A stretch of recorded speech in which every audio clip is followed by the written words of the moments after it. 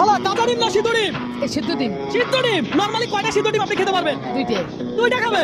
আর প্রত্যেকটা সিদ্ধ ডিম খাওয়ার জন্য আমি যদি আপনাকে 100 টাকা করে দেই তাহলে আপনি কয়টা সিদ্ধ ডিম খাবেন? 7টা খাবেন। আরে বলে কি খেতে পারবে? হ্যাঁ হ্যাঁ পারবে। আরে বলেন কি 7টা খেতে পারবে? হ্যাঁ 7টা সিদ্ধ ডিম খেতে পারবে? পারবে। তাহলে শুরু করেন। দর্শক খালা হলো রংপুরের আর খালা এখানে ডিম বিক্রি করে। খালার কাছে এই যে কাঁচা ডিম আছে, সিদ্ধ ডিম আছে, ঠিক আছে? তো আমরা খালার একটা চ্যালেঞ্জ ছুড়ে দিলাম, দেখি খালা কয়টা ডিম খায়। বিসমিল্লাহ বিসমিল্লাহ। দেখা যাক খালা খাইতে পারে কিনা। দর্শক 7টা ডিম খাইলে 700 টাকা, কথা সোজা। হ্যাঁ খেতে থাকেন।